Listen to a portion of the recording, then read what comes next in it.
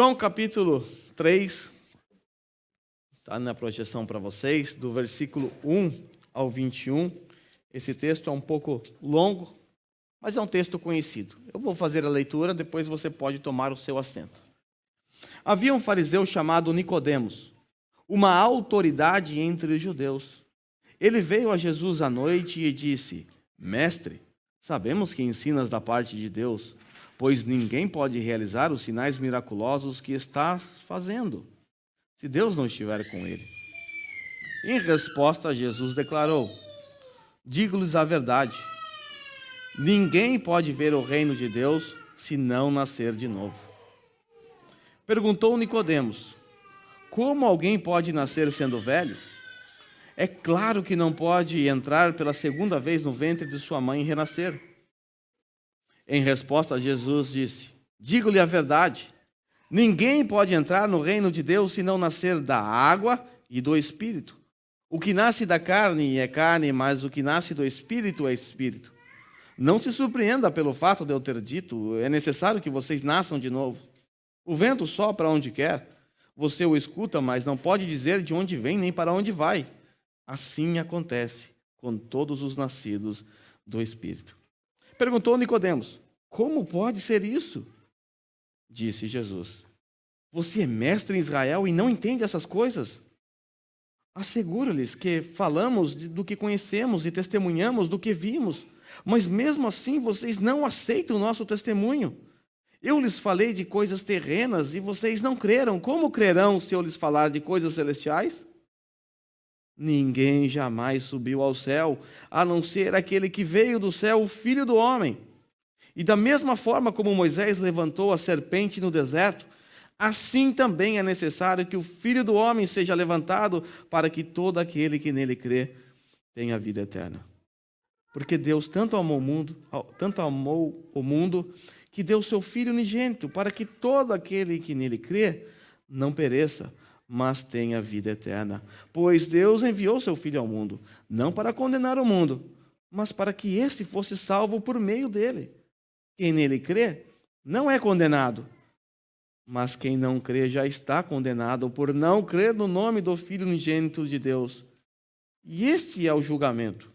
A luz veio ao mundo, mas os homens amaram as trevas e não a luz, porque suas obras eram más. Quem pratica o mal odeia a luz e não se aproxima da luz, temendo que suas obras sejam manifestas.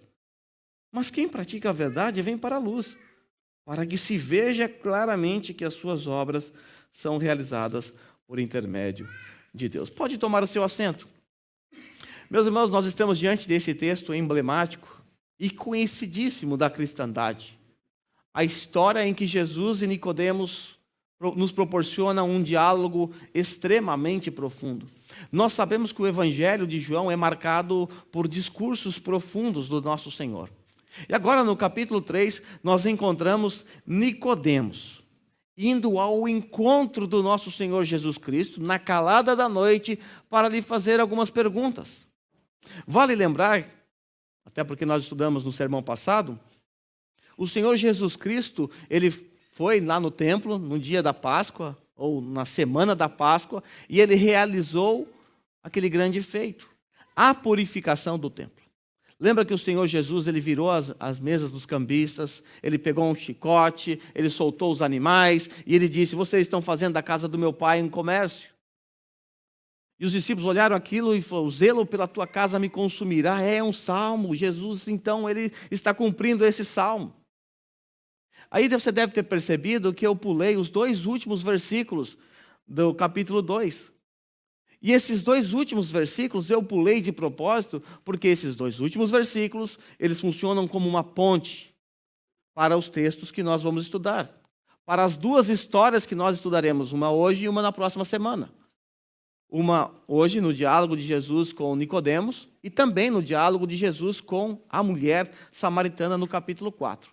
Então, esses 2 últimos versículos do capítulo 2, a saber, o versículo 23 e 24, eles funcionam como uma ponte para o discurso ou o diálogo de Jesus com Nicodemos. Mas o que nós encontramos lá no capítulo 2, versículo 23 e 24? Após aquela purificação do templo, Jesus continuou no pátio do templo por alguns dias, até o fim da festa. E o texto nos diz assim: enquanto estava em Jerusalém, na festa da Páscoa, muitos viram os sinais miraculosos que ele estava realizando e creram no seu nome.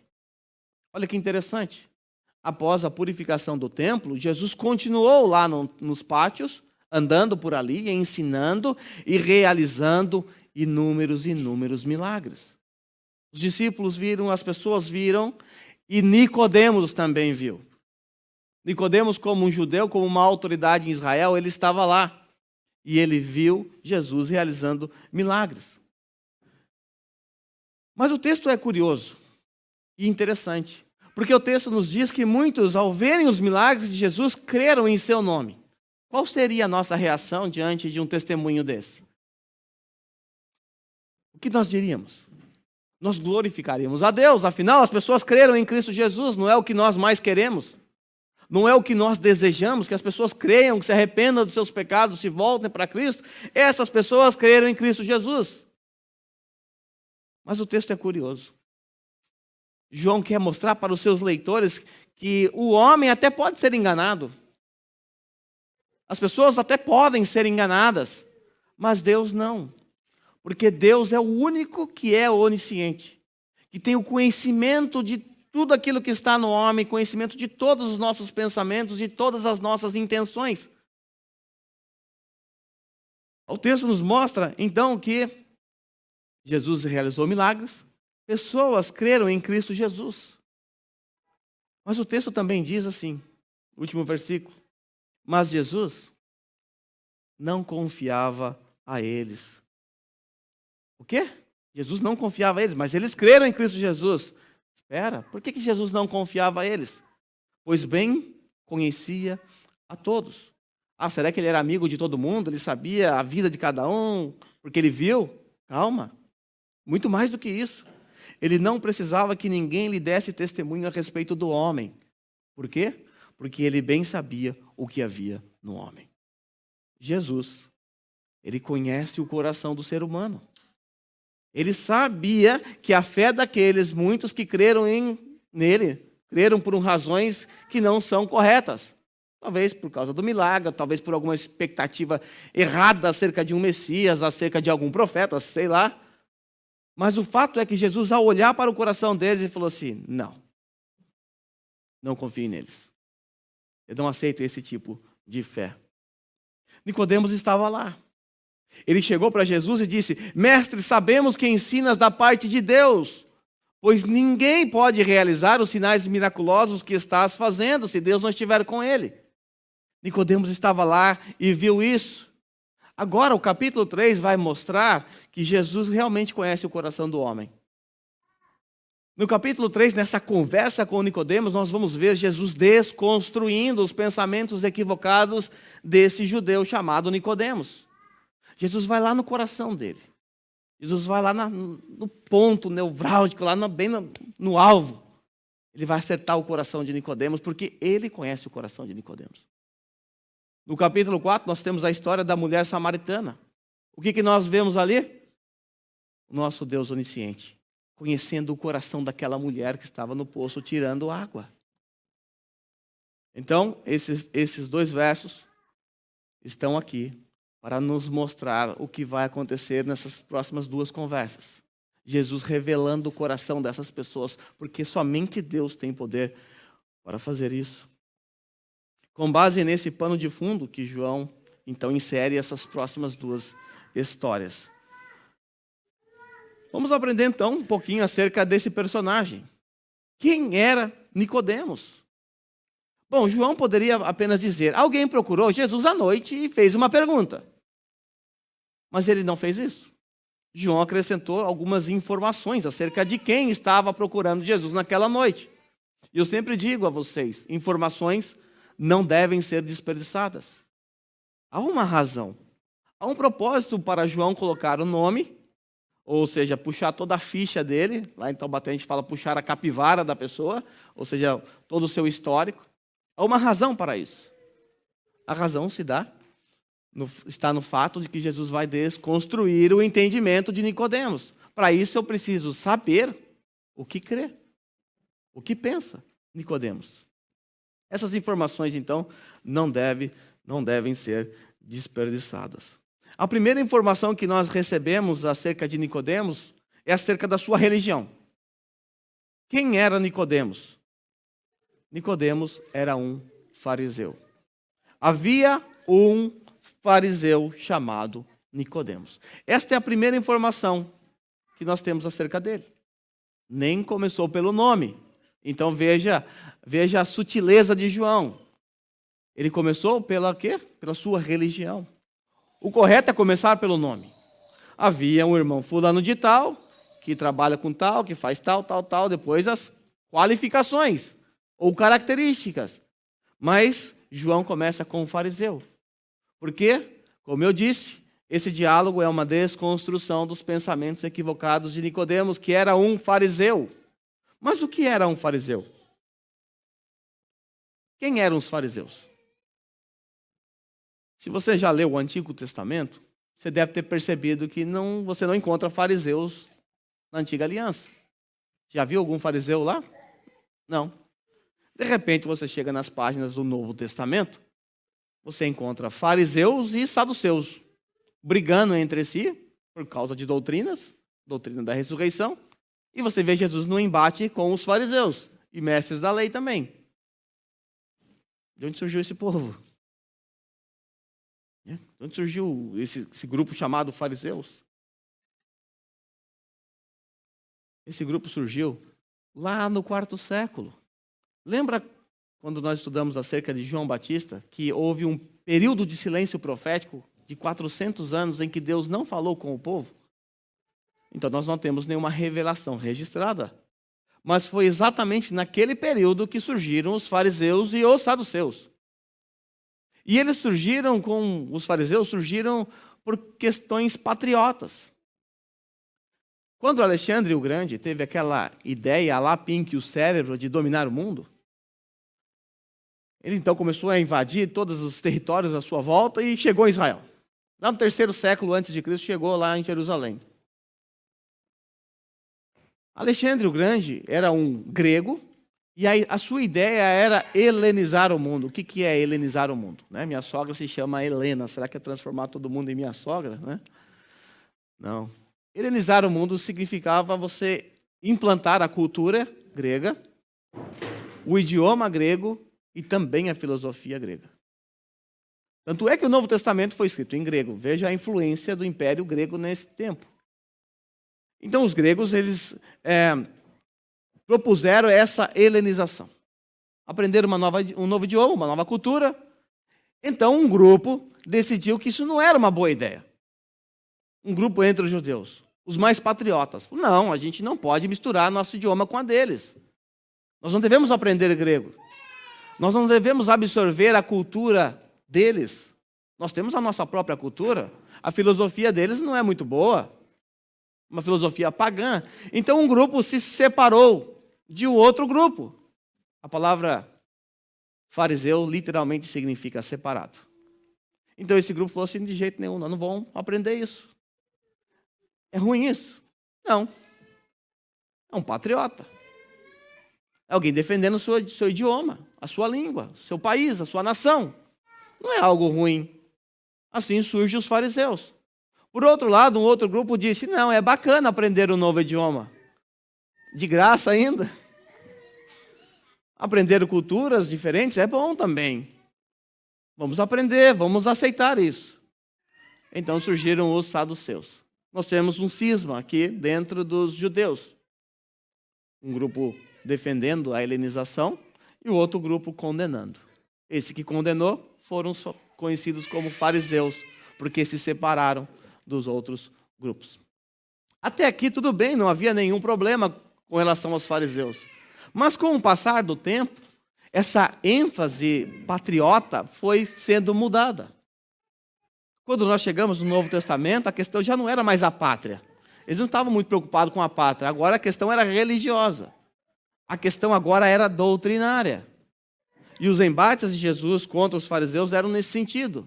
por conta da sua religião. Então, os fariseus, eles se tornaram pessoas radicais na sua religião, extremamente legalistas. Ou seja, eles criavam regras, inúmeras regras, e colocavam para as pessoas seguirem. E eles mesmos não mexiam um dedo para fazer algo. Os fariseus também acreditavam severamente que a salvação era conquistada com base nas suas boas obras.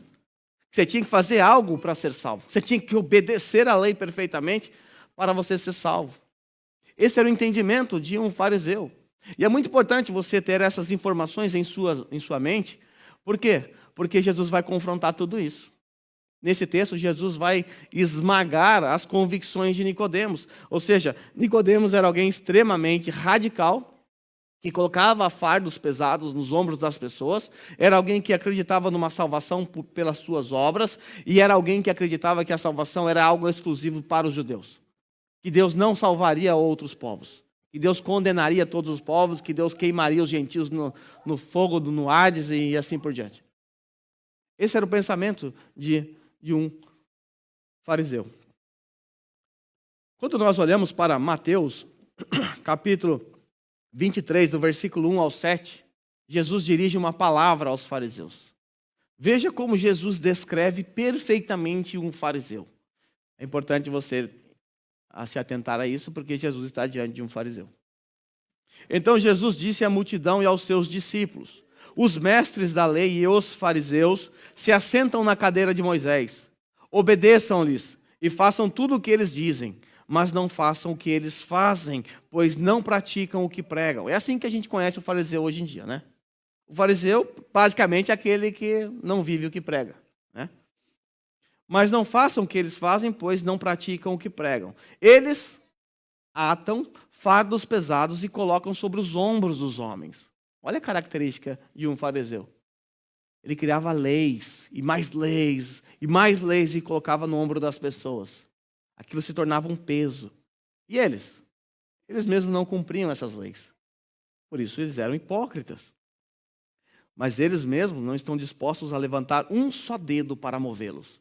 Eles criam fardos para os outros, mas eles mesmos não se movem para nada, para fazer ou obedecer o que eles mesmos dizem. Tudo o que fazem é para quê? É para serem vistos pelos homens.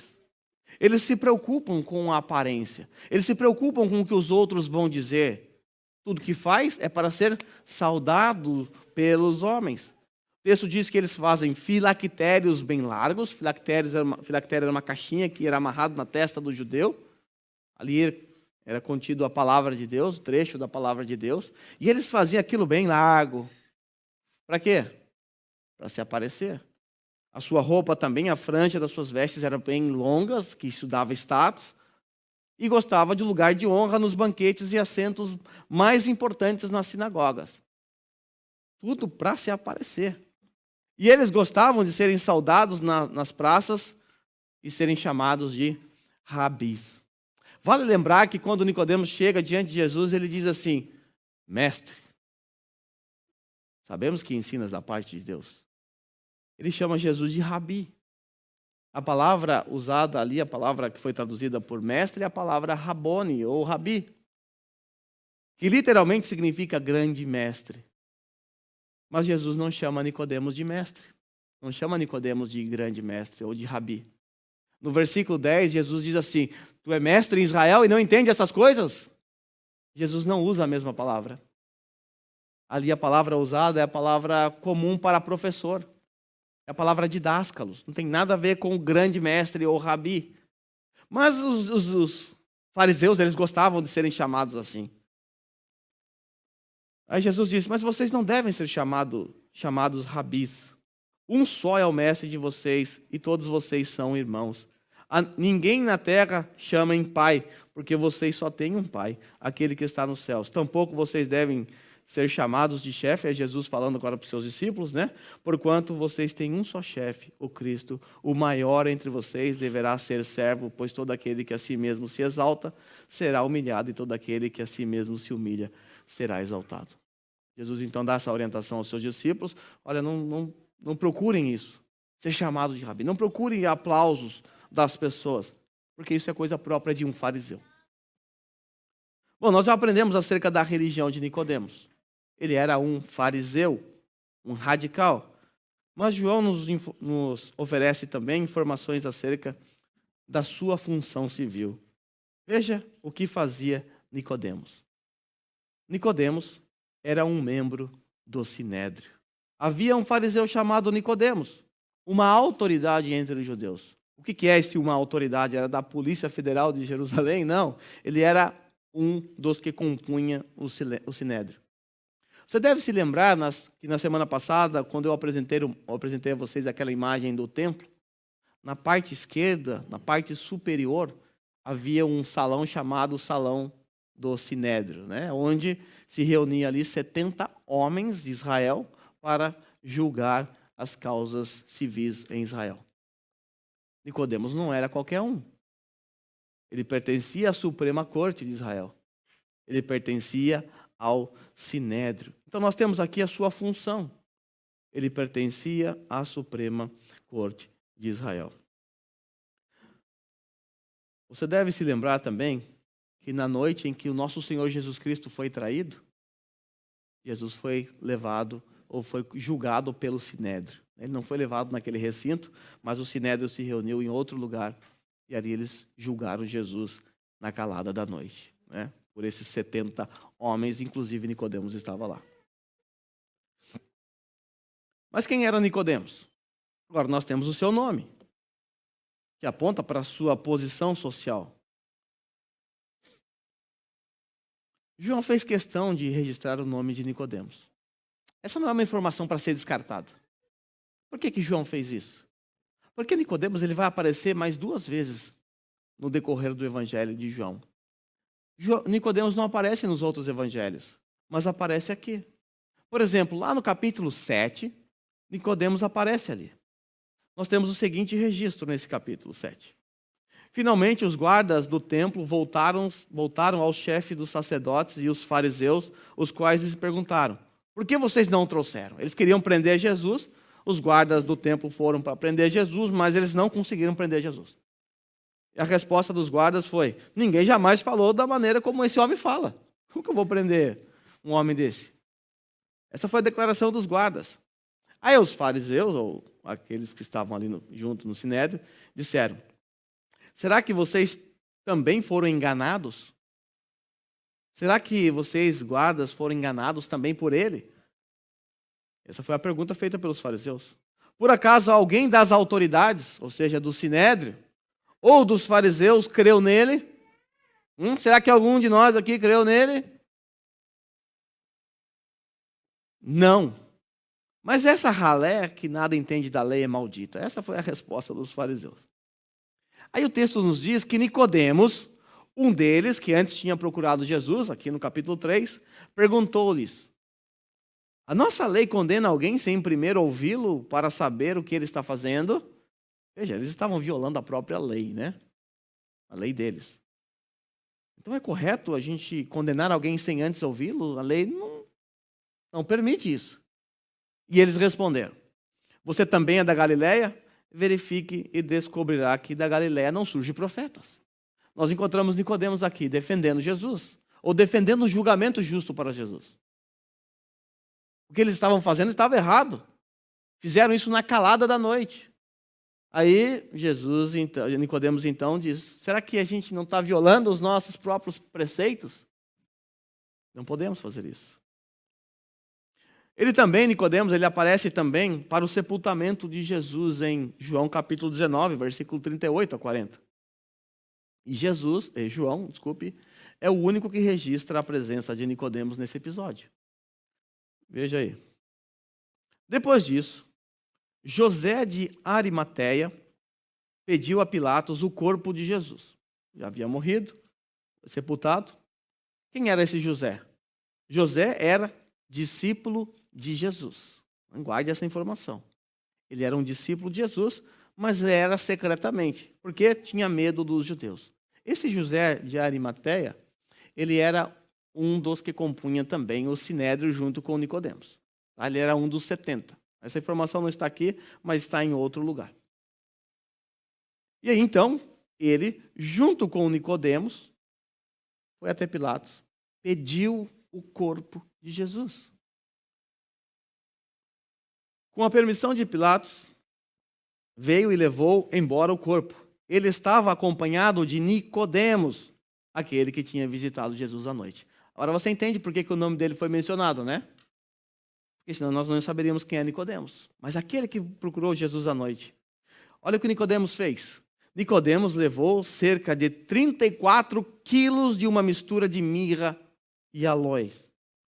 Muito dinheiro. É muito caro isso aqui. Então, tomando o corpo de Jesus, os dois o envolveram em faixas de linho com especiarias de acordo com o costume judaico de sepultamento. Aparece Nicodemos aqui, pedindo o corpo de Jesus, oferecendo esses óleos que eram necessários para a preparação do corpo. Veja, irmãos, nós não sabemos o que aconteceu com esse Nicodemos após essa conversa de Jesus com ele no capítulo 3. Muitas pessoas perguntam, será que ele se converteu? Bom, eu não sei porque eu não sou o Cristo, eu não sou Deus, eu não conheço o coração de Nicodemos. Mas há uma forte evidência de que ele tenha se convertido. Porque ele não teria razões para fazer isso. Ou ele tinha, na pior das hipóteses, um grande apreço por Jesus, achou ele um bom mestre, ele não creu em Jesus, mas ele considerou ele um bom mestre, ou ele de fato creu em Cristo Jesus.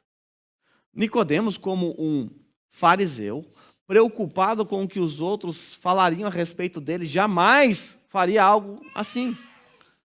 Jamais. Mas ele fez, mesmo sendo um fariseu. Mesmo sendo alguém que se preocupa com o que os outros vão falar. Porque Jesus foi condenado como um anátema, como um maldito, como alguém que profanou a lei. A sua sentença foi essa condenação porque ele se fez Deus. Ele afirmava que era Deus. Ele era um profano, da ótica dos religiosos. E se envolver, né, em questões relacionadas ao corpo de um profano, pedir o corpo de um profano, era algo que o fariseu jamais faria. Nicodemos fez. Nicodemos fez. Então, ou ele teve um grande apreço por Jesus, ou ele creu em Cristo Jesus. Nós sabemos que quem matou nosso Senhor Jesus foram os fariseus, os judeus, mas os fariseus tiveram uma grande participação nisso. Aí Nicodemos agora vai lá no sepulcro pedir o corpo daquele que foi morto pelos seus pares. Nós não sabemos se Nicodemos se converteu, mas a história que nós percebemos aqui mostra que algum apreço ele tinha por Jesus, pelo menos, porque em hipótese alguma um fariseu pediria o corpo de um blasfemo, em hipótese alguma. Bom, nós já sabemos quem é Nicodemos. Agora vamos ver o que ele fez. Um texto que está diante de nós. O que Nicodemos fez? O texto nos diz que ele procurou Jesus, lá no versículo 2. Primeira coisa que Nicodemos fez foi procurar Jesus. O texto aqui no versículo 2 nos revela que ele procurou Jesus à noite. Há duas possíveis razões para isso estar registrado assim. A primeira razão, que parece ser a mais forte, o primeiro argumento, é que ele procurou Jesus à noite, porque, como um fariseu, ele temia o que os outros iam dizer a respeito dele. Vale lembrar que no capítulo 2, Jesus havia virado a mesa dos cambistas e tinha expulsado os animais. Então, os religiosos já ficaram com o pé atrás com Jesus. Até pediram um sinal, mostre-nos um sinal, para que creamos que tu tem autoridade para fazer isso. De onde que vem a tua autoridade? Então, a fama de Jesus já não estava muito boa entre os religiosos fariseus. Então, provavelmente, Nicodemos vai na calada da noite fazer algumas perguntas para Jesus, porque ele viu os sinais que Jesus realizou. E ele quer saber. Ele quer ouvir. A outra razão pode ser porque o Senhor Jesus tinha realizado aquela purificação no cair da tarde, e naquela mesma tarde, Nicodemos foi até Jesus conversar. Isso já era noite. Essa também pode ser uma possibilidade. Mas o que Nicodemos fez? Procurou Jesus. E ali, ao procurar Jesus, ele procurou Jesus para quê? A primeira coisa que ele fez foi reconhecer que o que Jesus estava fazendo era algo que vinha de Deus. Então Nicodemos, ele faz uma profissão de fé diante de Jesus, e uma profissão de fé bonita. Veja o que Nicodemos disse: Mestre, o grande rabi, ou grande mestre, sabemos que ensinas da parte de Deus. Olha, o teu ensino é de Deus. Nós sabemos. É visível, é nítido, o teu ensino é de Deus. Por quê? Porque ninguém pode realizar os milagres ou os sinais miraculosos que estás dizendo. Lembra lá no finalzinho do versículo, Jesus realizou na presença deles lá muitos sinais. Muitos creram por causa desses sinais. Nicodemos viu. Falou, não posso negar que o Senhor não é o mestre. Seu discurso é profundo. Eu não posso negar também que o seu ensinamento vem de Deus. E também não posso negar que Deus está contigo. Porque ninguém pode fazer os sinais miraculosos que estás fazendo se Deus não estiver com ele. Uma profissão de fé bonita, fantástica, bem preparada. Nicodemos está reconhecendo isso em Jesus. O que nós faríamos hoje se fosse aqui na igreja? Se chegasse alguém da qualidade de Nicodemos, alguém que conhece a lei de Deus, alguém que manja, que entende o Antigo Testamento com precisão, um mestre, alguém que ensinava, o que nós faríamos diante de uma pessoa que chegasse e falasse, eu creio em Cristo Jesus. Eu creio que Jesus é um grande mestre. Eu creio que todos os seus ensinamentos veio de Deus. E tudo que Jesus fez, ele só fez porque o Deus Pai estava com ele. Talvez nós diríamos assim, seja bem-vindo à família da fé. Repita comigo essa oração. Talvez é isso que a igreja moderna faria. É isso que a igreja moderna tem feito com aqueles que supostamente professam sua fé. Muitas pessoas são estimuladas a ir à frente, através de um apelo emocional, para aceitarem Jesus. E ali elas são convocadas a fazer uma espécie de profissão de fé, através de uma oração. Senhor Jesus, recebe a minha vida, perdoa os meus pecados, entra no meu coração. Aquela oração abracadabra, né? Talvez era isso que faríamos hoje. Mas não foi isso que Jesus fez. Porque Jesus conhece o coração do homem. Jesus conhece o coração de Nicodemos. Ainda que a sua profissão de fé seja bonita, bem elaborada, e que aparentemente ele foi até Jesus na calada da noite ali para procurá-lo, Jesus não pode ser enganado. Talvez eu seria, talvez você seria, talvez nós, numa assembleia, clamaremos Nicodemos, até, quem sabe, um dos presbíteros da igreja, com essa qualidade. Rapaz, seja bem-vindo, Nicodemos. Estou precisando de um homem assim, vem aí. Mas Jesus conhece o coração de Nicodemos. Quando eu era criança, meus primos eram da igreja, eu não era, e eu gostava de ir, mas eu só ia para ficar arrancando o verniz do banco.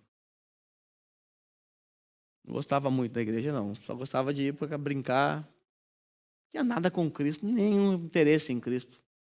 Tinha uns 8, 9 anos.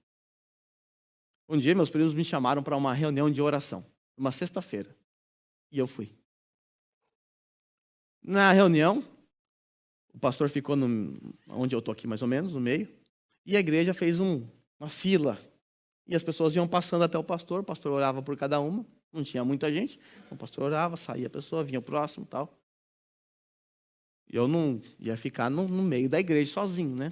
Fui com os meus primos. E a fila anda. E eu começo a perceber que as pessoas estão pedindo algum tipo de oração para o pastor. Está pedindo alguma coisa ali. E aí eu escutei uma senhora da frente pedindo poder. Falei, até hoje eu não sei o que ela está pedindo, mas ela pediu isso aí. Aí está chegando a minha vez e eu vou falar o que para o pastor? Uma criança não tem nada para se preocupar, né? Aí meu primo ou minha prima disse, fala que você quer aceitar Jesus. Aí eu pensei, isso é legal. Lá em Taubaté tem o Cristo Redentor, né? E sempre que eu passava com meu pai, houve uma época da nossa vida que nós Moramos perto do Cristo Redentor. Meu pai sempre dizia, quando era criancinha lá, ele é bonzinho, está com o braço aberto, ele quer te abraçar. Ele que vai dar presente, vai dar brinquedo e tal. Até essa imagem que eu tinha de Jesus. Falei, aceitar Jesus é legal. E eu cheguei para o pastor, quero aceitar Jesus. Aí o pastor ficou todo empolgado, feliz, fez uma oração impactante ali, mandou repetir algumas palavras, eu repeti, sem entender nada do que eu estava falando, mas eu repeti o que ele estava pedindo para eu falar. Quando eu terminei a oração, meus primos vieram me abraçar chorando. Mas chorando. E eu não entendendo nada, por que isso aconteceu, né? Aí, minha prima disse assim, agora você é crente. Aí eu fiquei desesperado. Eu falei, o quê? Eu, crente? É. Você acabou de fazer a oração para virar crente. Eu falei, não, fala para o pastor desfazer essa oração. Eu não quero ser crente. E nunca mais voltei para a igreja. Só voltei com 14 anos. Veja, eu fiz uma profissão de fé bonita. E eu fui declarado crente pelos meus primos. Nós devemos tomar cuidado com pessoas que professam a fé.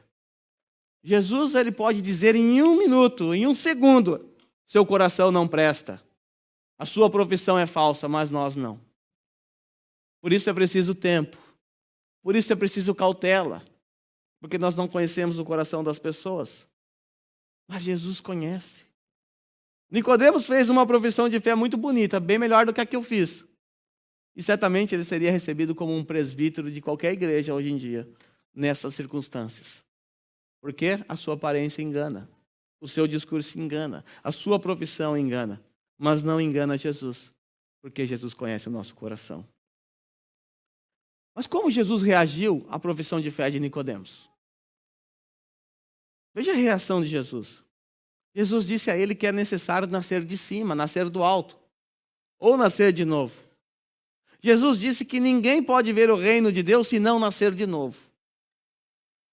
Meus irmãos, isso foi um balde de água fria na teologia de Nicodemos. Foi um tapa na cara. Nicodemos, ele acreditava que a salvação era mediante as suas boas obras. E que somente por suas obras ele seria salvo. Agora Nicodemos, ele aprende uma grande lição. Toda a sua religiosidade, toda a sua devoção hipócrita, tudo isso não é suficiente para te levar até o reino dos céus. Você não vai entrar no reino dos céus a não ser que você nasça de novo. Quando falamos para alguém, só nascendo de novo, nós estamos dizendo que na verdade não tem jeito, que é impossível. Se alguém falar assim, não, Laura, você não é muito feio não, eu só preciso nascer de novo. Não quer dizer que eu sou muito feio. Quando Jesus disse a Nicodemos que ele precisava nascer de novo, isso significava que ele precisaria de tudo. Ou tudo o que ele fez não serviu para nada, absolutamente nada, faltava tudo para Nicodemos. Tinha uma profissão de fé, era um religioso, alguém até com coragem foi buscar Jesus à noite, mas sem novo nascimento, falta tudo. Você pode ter tudo. Você pode ter uma condição financeira boa, você pode ter um status social muito bom, você pode ter tudo aqui nessa terra, mas se você não nascer de novo, você não tem nada. Porque tudo que você tem aqui vai ficar.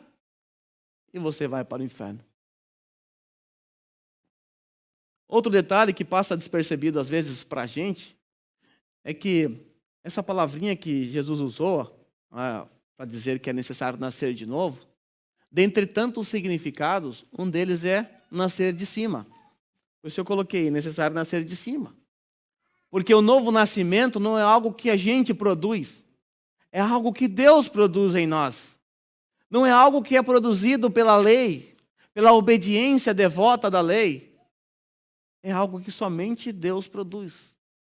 Se um dia você nasceu de novo, não é porque você fez boas obras e Deus olhou e falou, parabéns, vou dar para você uma nova vida. Servo bom e fiel, você merece. O novo nascimento, ele acontece apesar de nós. É o nascimento que vem de cima. Ou seja, na obra da salvação, o homem não tem participação nenhuma. Após Jesus pronunciar isso, ou seja, dizer, ninguém pode ver o reino de Deus se não nascer de novo, Nicodemos contra-argumentou. Lá no versículo 4 ele disse assim, Como alguém pode nascer sendo velho? Como? É claro que não pode entrar pela segunda vez no ventre de sua mãe e renascer. Esse foi o contra-argumento de Nicodemos. Nascer de novo? Tá, mas como é que pode isso acontecer? Será que é possível alguém entrar no ventre da sua mãe e nascer pela segunda vez? Em poucas palavras, Nicodemos estava afirmando que isso era algo humanamente impossível. E é mesmo. Você não tem nenhum caso desse na história, de forma natural. Se aconteceu isso algum dia, foi milagre. Naturalmente, isso não acontece. Mas note bem, Nicodemos ele interpretou de maneira equivocada as palavras de Jesus. Jesus não estava falando de voltar para o ventre da mãe e nascer de novo. Não era isso que Jesus estava falando. Então Jesus se propõe a explicar para o mestre Nicodemos o que significa nascer de novo ou nascer de cima. Veja aí. Em resposta, Jesus vai acrescentar algumas informações a mais aqui. Digo-lhe a verdade. Ninguém pode entrar no reino de Deus se não nascer da água e do Espírito. Essa é a explicação de Jesus para Nicodemos. O que significa nascer de novo? Nascer de novo significa nascer da água e do Espírito. Mas o que significa nascer da água? O que Jesus quis dizer com nascer da água e do Espírito? Muitas pessoas pensam que Jesus está falando acerca do batismo. Algumas pessoas interpretam como nascer através do batismo. Mas nós sabemos que isso não pode ser verdade. Nós sabemos que o batismo é dado somente àqueles que professam sua fé, àqueles que creem em Cristo Jesus. O que Jesus está fazendo aqui é recorrendo ao Antigo Testamento para explicar a Nicodemos a doutrina da regeneração, ou a doutrina do novo nascimento. Algumas pessoas acreditam que a doutrina do novo nascimento ela é própria do Novo Testamento. Isso não é verdade. Ela está na Antiga Aliança. E Jesus está tendo um papo de mestre para mestre. Um rabi com um mestre. E Jesus está citando o que é? O Antigo Testamento. Algo que Nicodemos deveria conhecer muito bem, mas que deixou passar batido aqui. Então Jesus disse, é necessário nascer da água e do Espírito. A Nicodemos que deveria entender, porque ele conhece o texto de Ezequiel, ele conhece o livro do profeta Ezequiel, que é um livro muito conhecido entre os judeus, ele não conseguiu captar a mensagem de Jesus. Mas de onde Jesus extraiu esse raciocínio, ou essa resposta? Ele extraiu de Ezequiel 36, do versículo 25 ao 27. Preste atenção nesse texto. Veja como esse texto estava na mente de Jesus. Esse texto é o texto da Antiga Aliança que trata acerca da regeneração, da doutrina do novo nascimento, que é o assunto tratado por Jesus. Você vai perceber aqui a presença da palavra água e da palavra Espírito. Nesse processo de regeneração, nesse processo de purificação. Era algo que Nicodemos deveria saber. Mas ele não se lembrou ou se esqueceu. Aspergirei água pura sobre vocês e ficarão puros. Eu vou aspergir água pura sobre vocês. Vocês vão ser purificados, vão ficar puros. Eu os purificarei de todas as suas impurezas e de todos os seus ídolos. Olha aí a doutrina do novo nascimento. Darei a vocês um coração novo e porei um espírito novo em vocês. Tirarei de vocês o quê? O coração de pedra e lhes darei um coração de carne. Doutrina do novo nascimento. Trocar o coração de pedra por um coração de carne. E a seguir, olha o espírito aí. Porei o meu espírito em vocês e os levarei a agirem segundo os meus decretos e a obedecerem fielmente as minhas leis. Nessa parte final, nós percebemos o que? As consequências que devem ser percebidas na vida das pessoas que nasceram de novo ou que tiveram seu coração transformado. Qual é a consequência? Quando você é purificado por Deus pelo lavar regenerador, quando o Espírito Santo passa a habitar no crente, ele leva o crente a agir de acordo com os decretos e a obedecer fielmente às leis do nosso Senhor. Nós encontramos nesse texto a doutrina do novo nascimento e percebemos que é uma consequência natural. Quando alguém nasce de novo, algo muda. Até porque, se não mudar, pode suspeitar do seu novo nascimento. Talvez você trocou de religião. Se você não mudou nada, você só trocou de roupa, de religião. Talvez você fala como crente, age como crente, até gosta da igreja, mas se não houver uma transformação no seu coração, você não é diferente de Nicodemos. Agora vamos comparar esse texto, essa parte final, que fala acerca das consequências, ou seja, eu vou pôr meu espírito em vocês e os levarei a agirem segundo os meus decretos. Eu vou impulsionar vocês a obedecerem à lei de Deus. Quando nós chegamos no versículo 6, ele diz: o que nasce da carne é carne, mas o que nasce do espírito é espírito. Não fique surpreso, Nicodemos, por eu ter dito a você que é necessário nascer de novo. Por que você está surpreso com isso? O que eu estou falando para você é algo que está na palavra do Senhor. Você deveria conhecer. E aí, na parte final, ele fala que vai colocar o Espírito, na parte do texto de Ezequiel, e a gente percebe esse mesmo raciocínio utilizado por Jesus. Quando nós chegamos no versículo 8, Jesus fala para Nicodemos que aquele que nasce de novo, ele é conduzido pelo vento. O vento sopra onde quer, você o escuta, mas não pode dizer de onde vem, nem para onde vai. Assim acontece com todos os nascidos do Espírito. Nós temos aqui, no versículo 8, a consequência natural, a consequência da regeneração na vida do crente. Ele agora passa a ser não mais conduzido por si. Ele passa a ser conduzido pelo Espírito Santo. Assim como o vento, ele sopra para um lado, sopra para o outro, ele vai levando a folha para cá e para lá, você não sabe de onde ela veio, nem para onde ela vai. Assim é aquele que nasceu de novo. Assim é aquele que nasceu do Espírito. Ele é guiado pelo Espírito. E o Espírito faz o quê? Ele nos guia para agir segundo os decretos e a obedecer fielmente a palavra de Deus. Perceba, o mesmo raciocínio. Jesus está dando um exemplo para Nicodemos de uma consequência própria de alguém que nasceu de novo. Aquele que nasceu de novo, ele é guiado pelo Espírito. E nós sabemos, olhando para o texto de Ezequiel, que o Espírito Santo vai nos guiar a agir segundo os decretos de Deus e a obedecer fielmente à lei de Deus. Após Jesus dizer isso, Nicodemos, lá no versículo 9, ele pergunta. Já pergunta de Nicodemos: como pode ser isso? Não apareceu aqui para vocês, mas a pergunta é: como pode ser isso? Ainda não entendi. Aí Jesus dá aquela resposta: Nicodemos, você é mestre em Israel, você não entende essas coisas. Nicodemos deveria entender, porque diz respeito à lei de Deus, diz respeito ao livro de Ezequiel. Nicodemos não podia ter deixado esse texto passar em branco. Ele deveria ter se lembrado disso na conversa com Jesus. Principalmente porque Jesus deu umas pistas, né? Nascer da água e do Espírito. Mas Nicodemos, ele diz que não entende essas coisas. Aí Jesus diz a ele assim: assegura-lhes que falamos do que conhecemos e testemunhamos do que vimos. Eu não estou inventando nada, Nicodemos. Não é nada novo no que eu estou falando.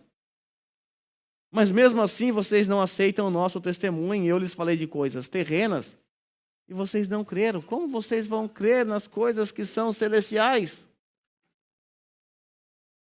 A partir daqui, Nicodemos não fala mais nada. Ele continua na conversa, continua ouvindo Jesus. E certamente Jesus estava junto com os seus discípulos também. Você deve perceber aí nas palavras, né? Na segunda pessoa sempre. Nicodemos se cala. Nós não sabemos se ele falou mais alguma coisa e não foi registrado, mas o fato é que Nicodemos não fala mais nada no texto sagrado. Aí no versículo 13, Jesus diz algo que parece estar solto, fora do contexto. Mas não está, não. Jesus do nada diz assim, a conversa estava indo bem, fluindo com Nicodemos ali. Aí de repente Jesus diz assim: ninguém jamais subiu ao céu, a não ser aquele que veio do céu, o Filho do Homem. O que Jesus está mostrando para Nicodemos? Jesus está desconstruindo os pensamentos equivocados de Nicodemos. Jesus está dizendo assim: olha, Nicodemos, ninguém foi capaz de chegar aos céus a parte daquele que veio dos céus. Ninguém que subiu até os céus subiu por conta dos seus méritos, por conta da sua religião. Só existe uma maneira Somente em Jesus Cristo o homem tem acesso a Deus Pai. Porque o único que subiu e desceu e voltou para o Pai é o mesmo que pode nos levar até Ele. Então Jesus, mais uma vez, aqui joga um balde de água fria na crença de Nicodemos. Toda a teologia de Nicodemos foi esmagada agora. Porque a parte de Cristo não há salvação. A parte de Cristo não é possível ver o reino dos céus, não é possível subir até o nosso Deus. Por quê? Porque somente em Cristo Jesus nós temos acesso ao Pai. Somente em Cristo Jesus nós temos regeneração, nós temos redenção. Então, se você não nasceu de novo, se você não creu em Cristo Jesus, você não vai subir aos céus.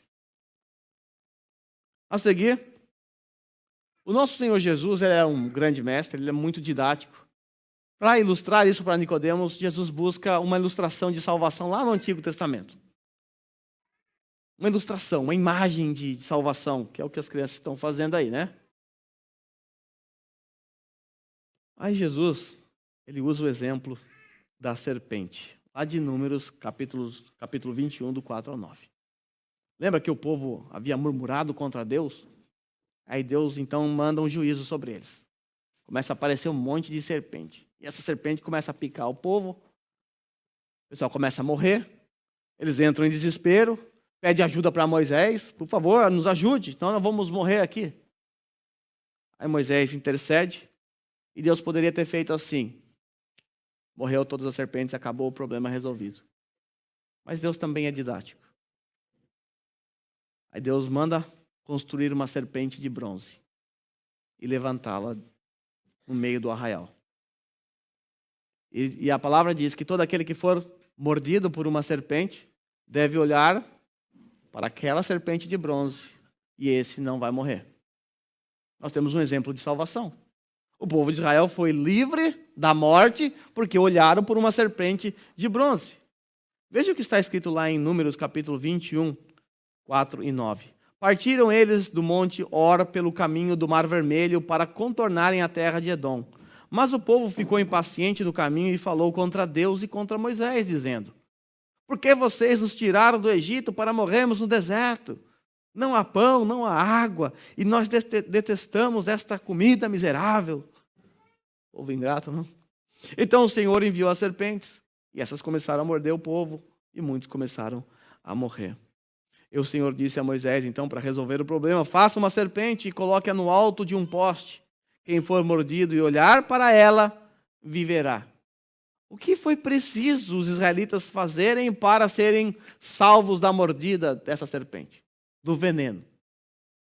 Deus não disse assim: tá bom, a partir de agora é o seguinte, quem for mordido pela serpente, faça essa boa obra, se inscreva na religião tal. Deus apenas exigiu que aqueles homens olhassem para uma serpente de bronze. Isso é fé.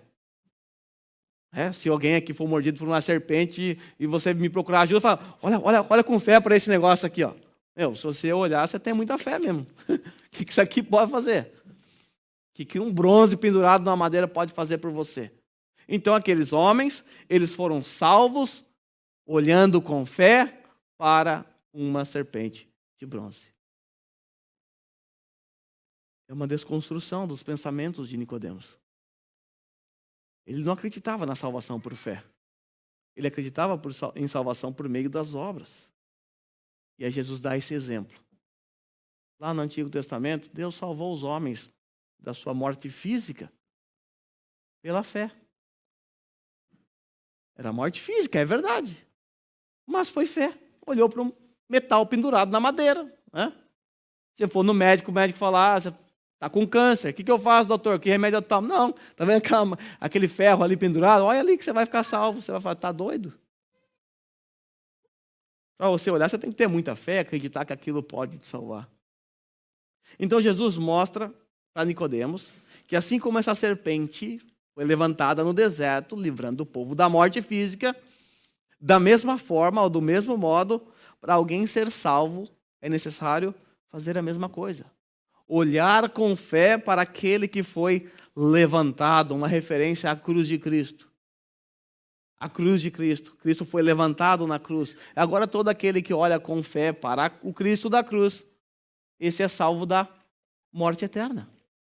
Não da morte física, mas da morte eterna. Perceba que a salvação é gratuita. Basta apenas olhar com fé para Cristo e você vai ser salvo. Não precisa de boas obras. Você não é salvo por causa das suas boas obras. As suas boas obras apenas testificam que você é salvo. Apenas confirma a sua salvação. E aí nós chegamos no versículo 16 e 17, onde nós encontramos o texto mais conhecido da Bíblia. Versículo 16. Eu sei que poderíamos até citar de cor, não? É aquele texto que a gente aprende lá no Beabá da Escola Bíblica Dominical, quando a gente é criancinha. Quando eu ia com meus primos, eu nem acreditava em Jesus, eu decorei isso aí. Tanto que os professores falavam. Deus tanto amou o mundo, né? O texto conhecido. E aí parece que esse texto está fora de contexto, está perdido, está solto aqui, né? Eu já fiz esse teste, eu perguntei para várias pessoas, uns 8 anos atrás, quando eu preguei esse texto. Eu perguntei para as pessoas, assim, para quem Jesus falou o versículo 16? A maioria nem sabia que foi Jesus, e a maioria também não sabia que foi para Nicodemos, que estava dentro desse contexto, dentro dessa conversa. Textos conhecidos são uma bênção para nossas vidas. Eles ficam gravados em nossa mente. A gente se lembra. Mas também corremos o risco de isolar esse texto de todo o seu contexto e dar uma aplicação que não tem nada a ver com o que era pretendido pelo autor. O que diz João 3, 16 e 17? Porque Deus tanto amou o mundo que deu o seu Filho unigênito, para que todo aquele que nele crê não pereça, mas tenha vida eterna, pois Deus enviou o seu Filho ao mundo, não para condenar o mundo, mas para que esse fosse salvo por meio dele. Mais uma desconstrução acerca do pensamento de Nicodemos. Nicodemos, como um fariseu, como um judeu radical, certamente ele acreditava que a salvação era algo exclusivo para os judeus. Existia uma ala muito radical dentro do judaísmo que acreditava que os gentios, aqueles que não eram judeus, eles serviam apenas como lenha para queimar ou para manter as chamas do inferno acesas. A salvação no Antigo Testamento, ou nessa transição, na mente dos judeus era assim: você quer ser salvo? Tudo bem, você pode até ser um cristão, mas você tem que ser judeu também.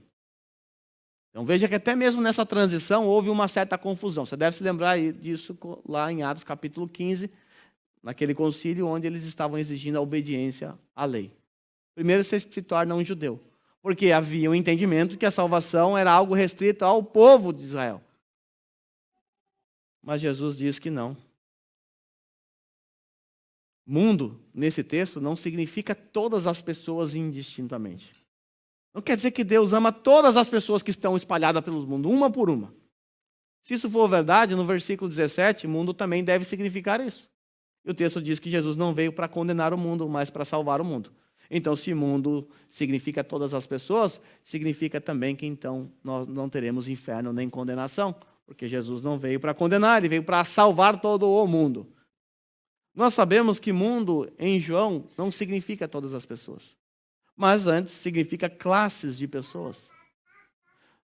Jesus está dizendo a Nicodemos: a salvação não é somente para vocês.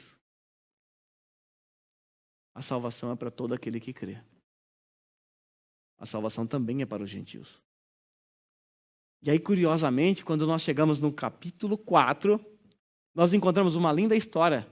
A história de Jesus indo conversar com uma samaritana. Alguém que era odiado pelos judeus. A salvação alcançando outras pessoas. Jesus depois, na grande comissão, mandando os seus discípulos espalhar o evangelho por todo o mundo. Era isso que estava em jogo. Não era se calvinismo, arminianismo, não tem nada a ver aqui. Jesus simplesmente está dizendo para Nicodemos que há pessoas que ele vai salvar fora dos arraiais de Israel.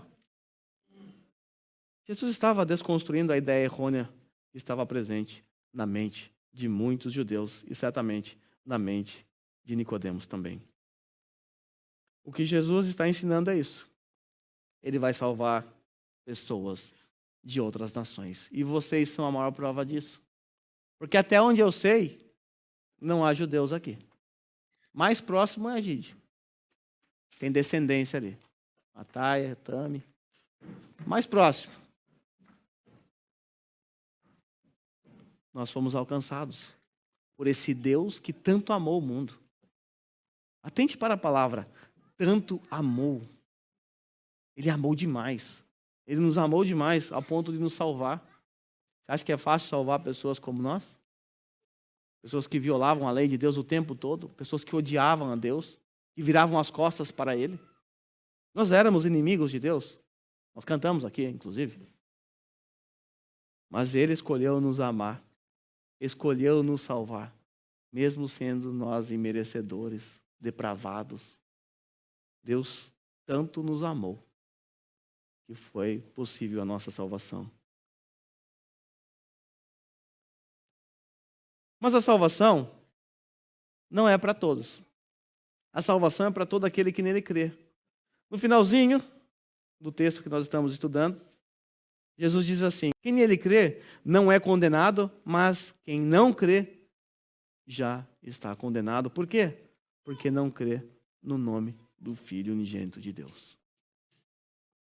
Nós temos aqui uma declaração muito pesada e forte. A declaração de que quem nele não crê é condenado. Não é condenado quem não crê, né? Quem nele crê não é condenado, mas quem não crê já está condenado. Se você não crê em Cristo, não significa que você vai ser condenado. Significa que você já está condenado. Porque você não olhou com fé para a serpente que foi levantada, ou seja, Jesus na cruz. Você não olhou com fé para ele. Você não se prostrou em arrependimento diante dele. Talvez você acredite que você seja uma boa pessoa, porque você faz boas obras. Talvez você é uma pessoa boa, caridosamente falando, que ajuda as pessoas, sustenta instituições. Mas se você não crer em Cristo Jesus, você está condenado. Porque a salvação só é dada àqueles que creem em Cristo Jesus. E aí nós temos então um julgamento, uma sentença final. Esse é o julgamento. A luz veio ao mundo, mas os homens amaram as trevas e não a luz, porque suas obras eram más. Quem pratica o mal odeia a luz e não se aproxima da luz. Por quê? Porque temem que as suas obras sejam manifestas. Mas quem pratica a verdade vem para a luz para que veja claramente que suas obras são realizadas por intermédio de Deus. Esse é o julgamento. Essa é a sentença. Jesus pisou nesse mundo e Jesus é a luz do mundo. Os homens amaram as trevas.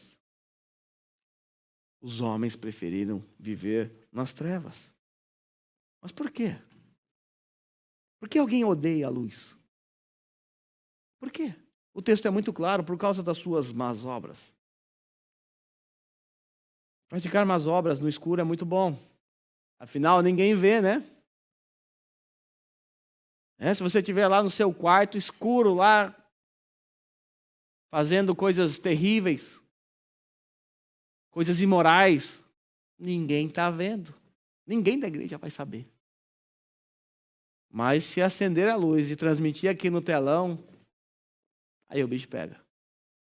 É melhor ficar nas trevas, não é verdade? É melhor ficar escondido. Mas o crente de verdade, ele ama a luz.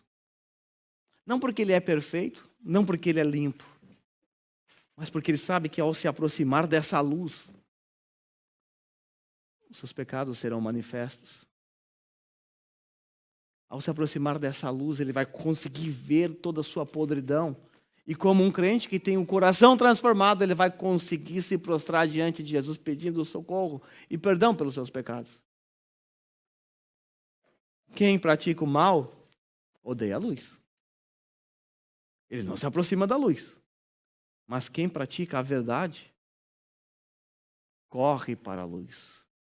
Interessante, né? Ter esse comentário.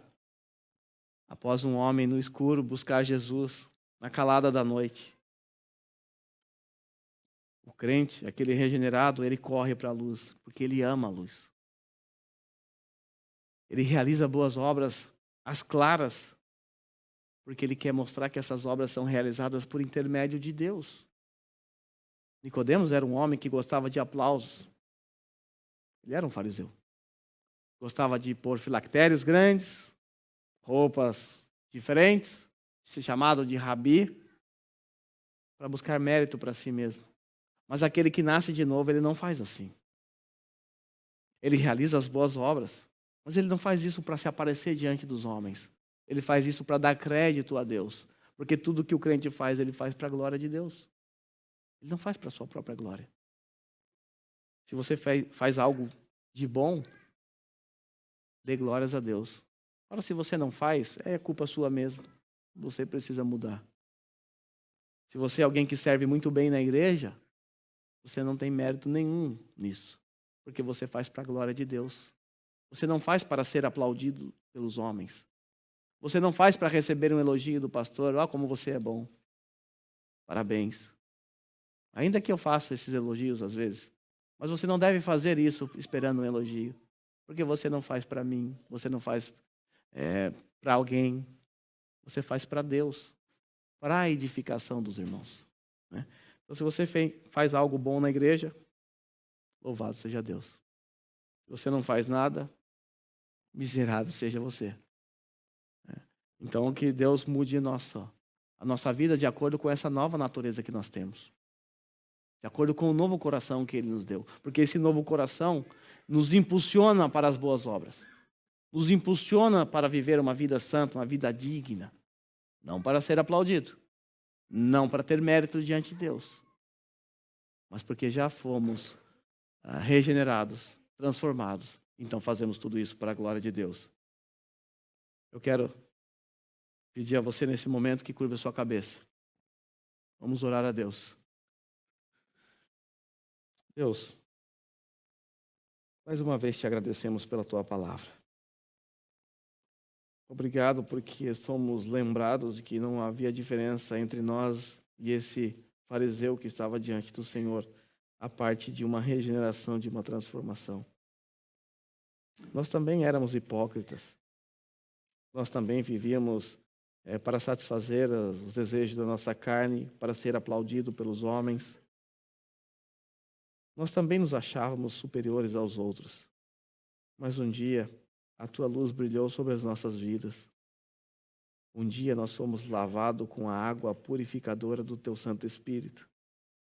Um dia o Espírito Santo agiu em nossas vidas de tal forma que nós não podemos mais virar as costas para o Senhor.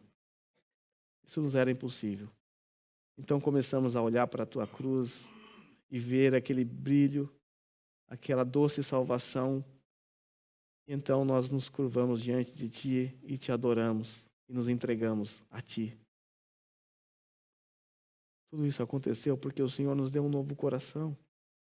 O Senhor tirou aquele coração apodrecido, fétido, nojento e nos deu um novo coração.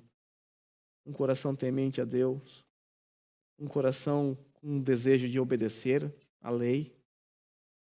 Oh, Pai, que grande obra. Que grande obra. A parte da tua ação, a parte do teu poder sobre nossas vidas, estaremos na mesma condição de Nicodemos. Cego. Cego, sem entender a tua lei, sem entender questões básicas da tua palavra. Mas se hoje nós conseguimos entender, não é porque nós temos capacidade cognitiva para isso. É porque o Senhor agiu em nós. É porque o Senhor se revelou a nós através da tua santa palavra e é o teu Santo Espírito que nos faz compreender essas verdades.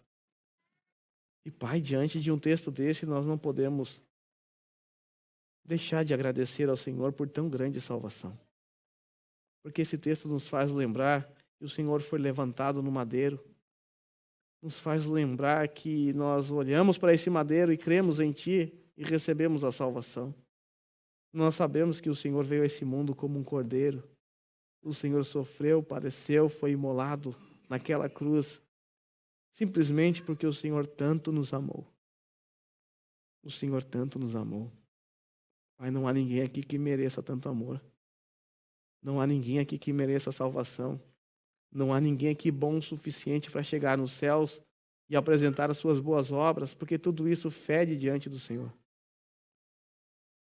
Mas nós chegamos diante do Senhor e chegaremos nos céus, porque nós olhamos com fé para aquele que foi levantado no madeiro. Olhamos com fé para aquele que derramou o seu precioso sangue para nos purificar. Olhamos com fé para aquele que nos lavou com a sua água purificadora e nos deu um novo coração e fez o Espírito Santo habitar em nós. Então, Pai, muito obrigado por esta grande salvação. Obrigado pelo Cordeiro que sofreu. Obrigado, Senhor. Nós te agradecemos no nome santo de Jesus. Amém.